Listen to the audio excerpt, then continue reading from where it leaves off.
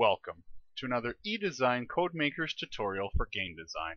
In this video, we're going to start discussing some of the advanced concepts of the Unity game engine.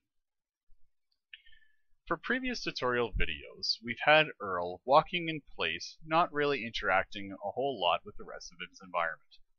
The advanced concepts for Unity involve things like physics. We're going to start spawning some enemies, and we're going to start playing around with some advanced C# coding concepts. For this particular video, let's talk about spawning some enemies. In order to spawn enemies, I've created something called a spawn point. What I've done is added a spawn controller script to this object, and within this script, we add in certain elements that are going to get thrown at our Earl, and he has to be able to jump over them. Let's take a look at the code. If we look at the code, you'll notice that I've added in two other libraries. Before, we only had Unity Engine and the Collections library. I've added in generics and diagnostics. These two things give me different objects that I'll use in order to make the spawn point do certain things. The generics piece lets me use lists.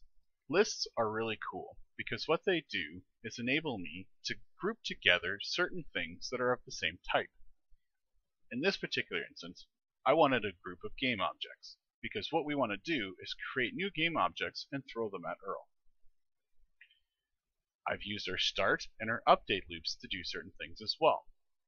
On the start of the game, it calls a function called start spawn. I've created this function in order to create a timer and then start spawning objects based on that timer. So what that does is basically every 3 seconds, is what it's set for right now, a new object will get spawned. You can change it because, well, we've added in a spawn check variable that's what it uses. Every frame, what it does is it checks the spawn object. In the spawn object function, you'll notice that it checks how long it's been since the last spawn has been done. We want it every 3 seconds. It makes sure that's what's happening. As we walk through the code, you'll notice some of the more complex things. Things like instantiate. Instantiate, what that does is creates game objects on the fly. So we can use game objects that we've already pre-coded before and throw them into our game. I've set its position and I've set its parent.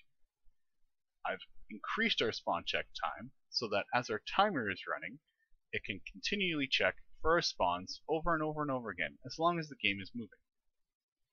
Now, here's one of the cool things. The reason why I used the list of game objects and created a group of those is because I wanted to pick only one of them and throw them at Earl.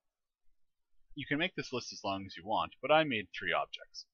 So this random obstacle, what it does is it picks from the start of 0, goes up to 3, and randomly picks one of those numbers. So what happens is, as we're going through the list, it picks one of those objects to throw at Earl. You'll notice something here is grayed out. If you can't see it, it's pretty faint. But what I've done is I've commented out some code. I utilized debug code in order to make sure that my program is running properly. And to do this, all you need to do is type in unityengine.debug.log and type in a string for it to check. That way you can make sure everything's running properly. Let's check to see how our spawn controller is actually working. When I hit play, what's happening is that something gets spawned and thrown at Earl. Uh-oh, it looks like Earl's hit the chair and fallen over. I think we can talk a little bit more about that in another video. Thanks for watching our eDesign Codemakers tutorial on getting started with some of the advanced concepts. Now that you can spawn some enemies, let's see if we can make Earl do some really fancy things in another video. Thanks for watching.